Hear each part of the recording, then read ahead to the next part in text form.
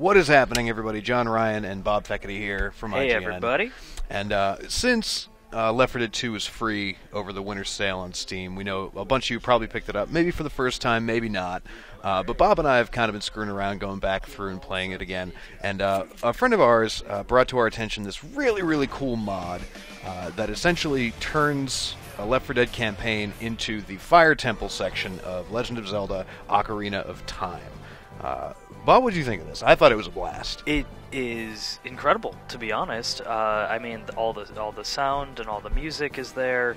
You know, a lot of the little secrets and stuff that you are expecting to find in a Zelda game, you're still going to be able to find in this. Yeah, I mean, you know, in Kakariko Village. It's been a very long time since I've actually played Ocarina of Time. I have to apologize to all the Zelda fans out there.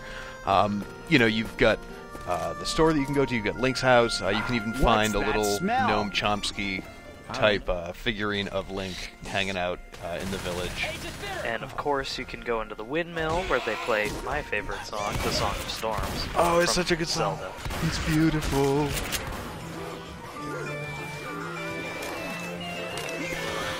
It really is. Unfortunately, the only thing is you can't go down the well in Kakariko Village. That is a shame. Everything else is exactly how you'd find it on your N64. Except there's zombies everywhere and horrible monsters trying to kill you. Well, also, you may have noticed, since we're playing on a mod, we also decided to forego the standard Left 4 Dead survivors, and instead we're the Ghostbusters. Because why?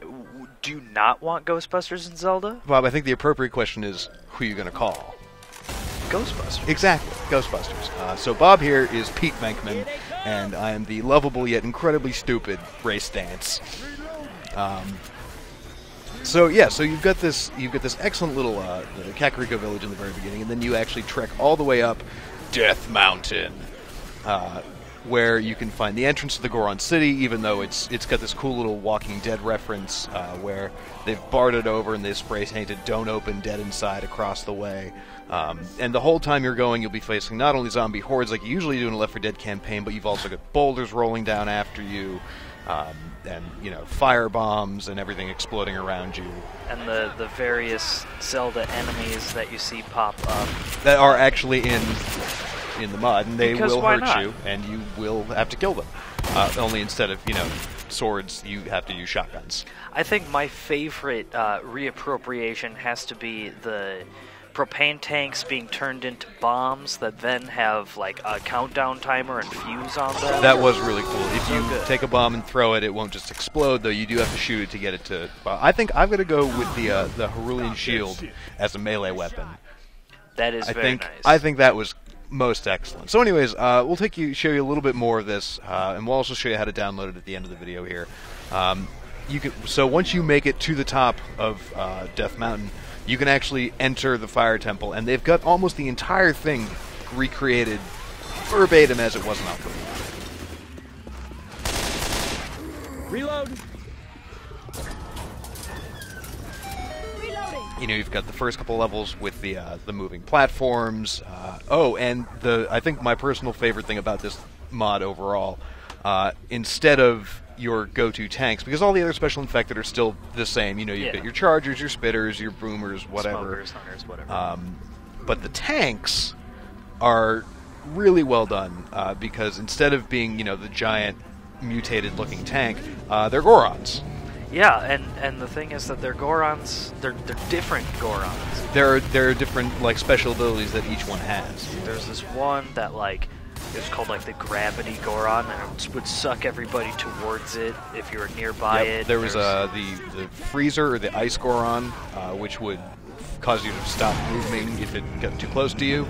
Then there was the Smasher one. I think that's what it calls, the Smasher. Something. That just destroyed Bob in like one hit. It was serious insta-kill. It was, and it was a shame.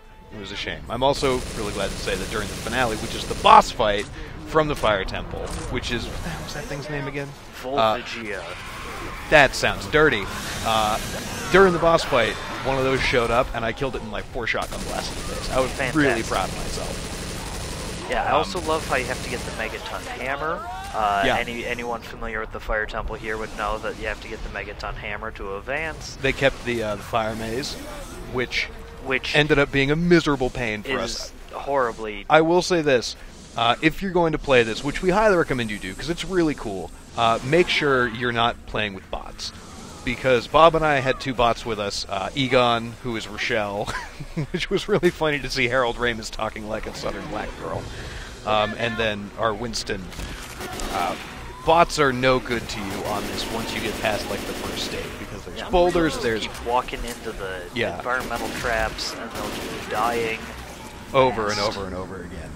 So play this with friends, as many friends as you can get. It's really simple to download, which we'll show you how to do. And absolutely check this guy out.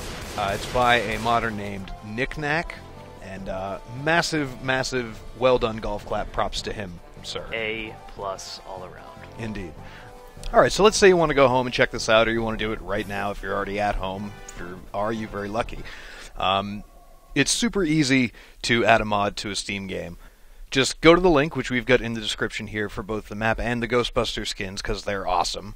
Download the files, and then you're going to want to extract them to the add-ons folder in that particular game. In this case, it's Left 4 Dead 2. So just open up your Steam files, wherever they're installed. In my case, it's on my C drive and program file. So you go to Steam, then Steam Apps, Common, which is where all your games are housed, and then the game title, so Left 4 Dead 2, and then there's a main Left 4 Dead 2 file as opposed to any add-ons or anything like that. So go into Left 4 Dead 2, and then there's a big folder called Add-ons right at the top.